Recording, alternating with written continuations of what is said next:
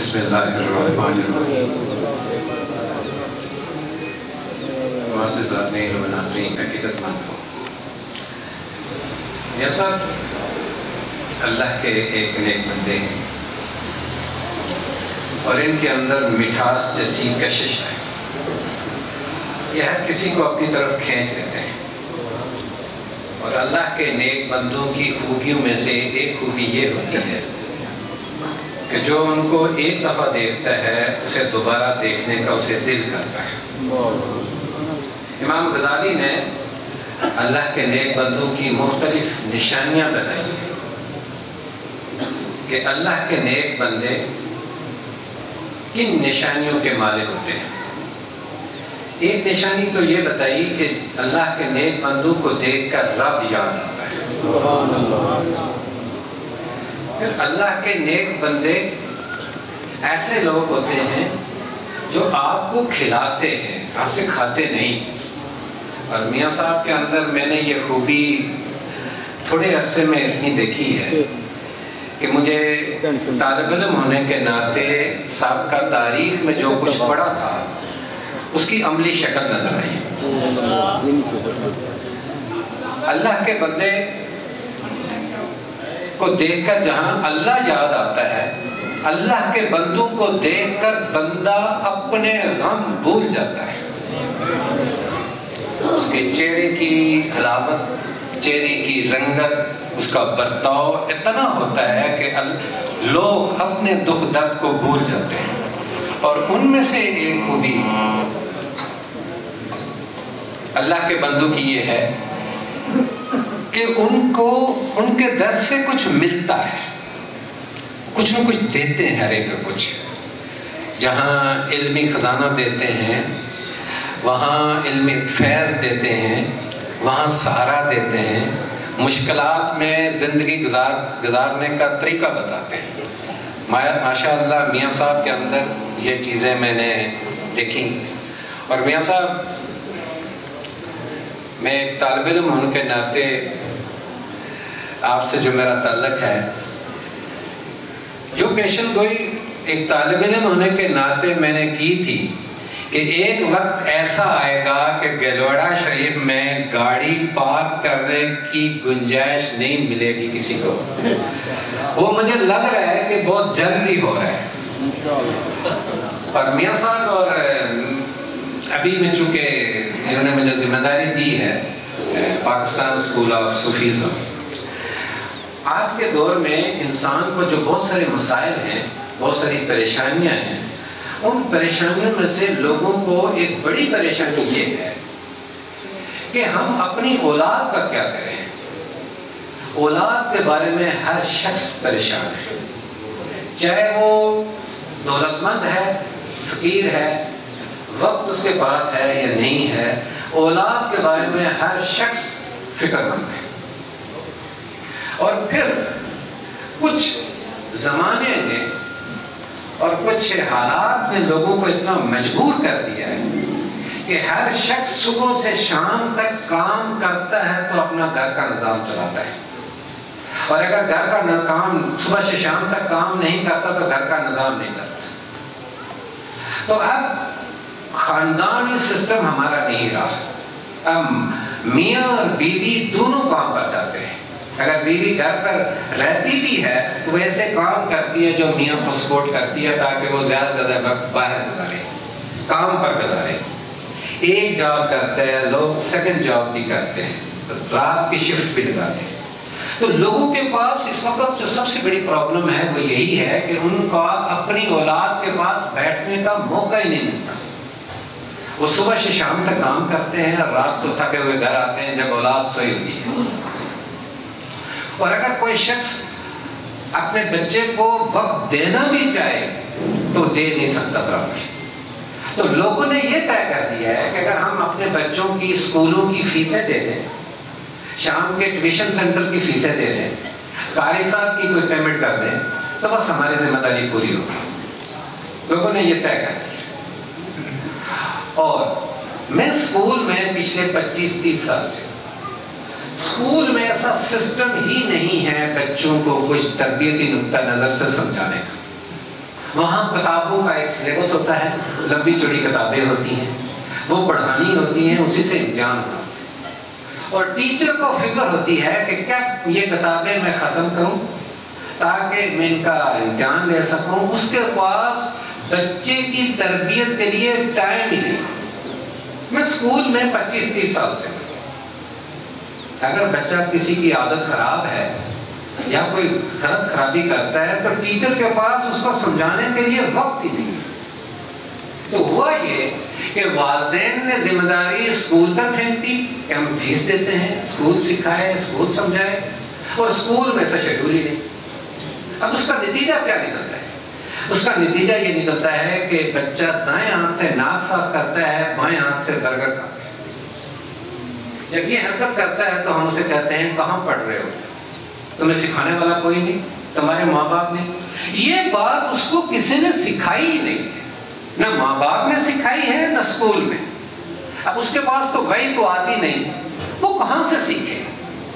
اچھا، وہی بچہ جب والدین کے سامنے ٹانگ پر ٹانگ چڑھا کر بیٹھتا ہے تو ہم اسے کہتے ہیں کہ والدین کی طرف پاؤں نہیں کرتے۔ وہ کہتے ہیں یہ کیا بات ہے، میری ٹانگیں ہیں، میں جس طرف کروں آپ کو نہیں تکلیف ہونی چاہیے۔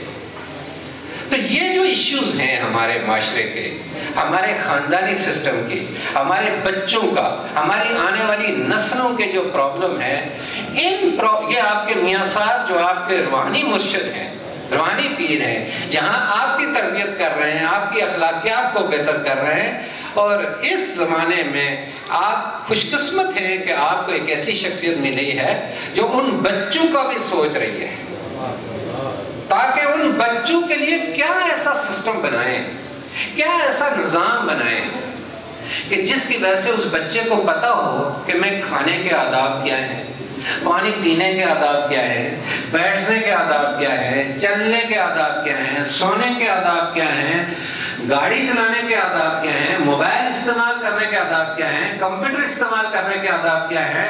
الغرض زندگی کے جس شعبے میں وہ بچہ جائے اسے پتا ہو میرا اسلام اس سے کیا کہتا ہے، اسے پتا ہو میرے والدین کے سامنے کیسے بیٹھنا ہے، ان کے آداب کیا ہیں، اساتذہ کے کیا ہیں، بزرگان دین کے کیا ہیں، اولیاء اللہ کے کیا ہیں، پڑوسیوں کے کیا ہیں، رشتہ داروں کے کیا ہیں، چھوٹوں کے کیا ہیں، بڑوں کے کیا ہیں، عورتوں کے کیا ہیں، دوستوں کے کیا ہیں۔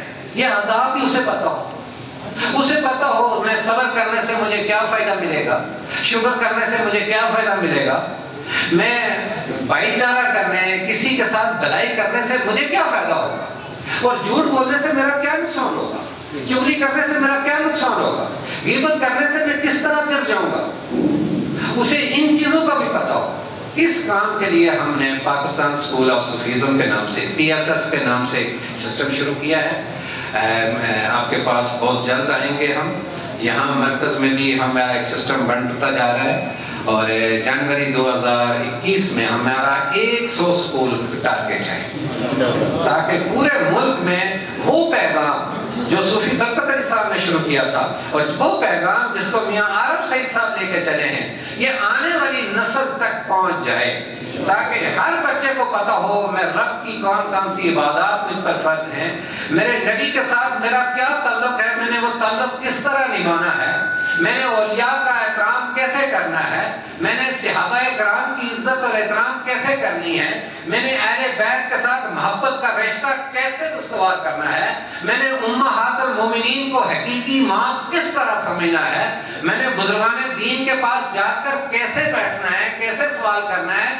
میں نے اپنی زندگی کیسے گزارنی ہے، تاکہ وہ بچہ جب معاشرے میں چلے تو پتہ چلے کہ وہ اسلام جو نبی اکرم صلی اللہ علیہ وسلم نے غار حرا سے جس کا آغاز کیا تھا، آج بھی ماننے والے، آج بھی اس نبی سے تعلق نبھانے والے، آپ بھی اس نبی کی اطاعت کرنے والے زندہ ہیں، اور وہ بچے اسلام کا چلتا پھرتا پیغام ہو۔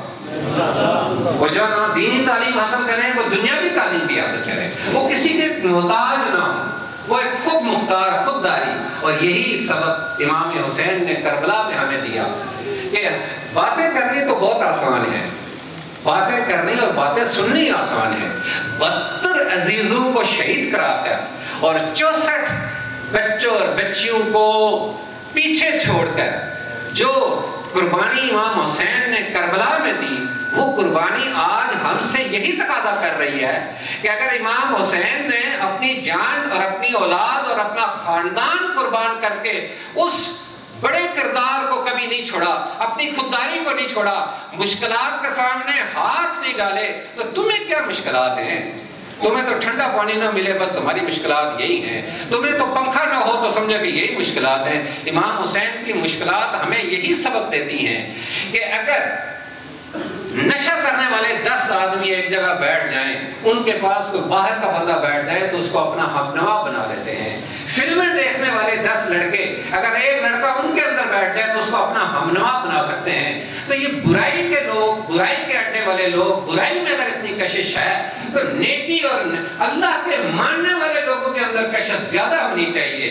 آج اس محفل میں آج اگر 400 بندہ ہے، 500 بندہ ہے، تو آپ میں سے ہر شخص کی یہ کوشش ہونی چاہیے کہ اگلے پروگرام میں ایک بندے کو ضرور اس مرکز پر لاؤں گا، تاکہ اگر برائی پھیل رہی ہے تو برائی کا مقابلہ نیکی کھلا کر کی جائے۔ اور کبھی بھی اگر یہ ہو نہیں سکتا کہ اگر نیبو کرنے سے منہ میں پانی آ سکتا ہے تو اللہ اللہ اور اللہ کا ذکر کرنے سے اللہ کی حلاوت، اللہ کی روحانیت دل میں نہ آئے، یہ ہو ہی نہیں سکتا۔ بس میرا پیغام یہی ہے، میں اسٹیج کا بندہ تو نہیں ہوں، لکھنے کا ہوں، لیکن میاں صاحب کے حکم پر حاضر ہوا ہوں۔ اور میں جاتے جاتے حدیث نعمت کے طور پر میں آپ سے بات کرتا ہوں کہ میاں صاحب کے پاس میں جب حاضر ہوا تو انہوں نے مجھے انگلی کھڑی کر کے کہا کہ کشمیر میں تم میرے امیر ہو۔ تو انہوں نے مجھے کہا کہ امیر ہو، تو میں نے کہا میں لاہور میں رہتا ہوں، اردو گزار کام کرتا ہوں، کشمیر میں امیر میں کیسے بنوں گا؟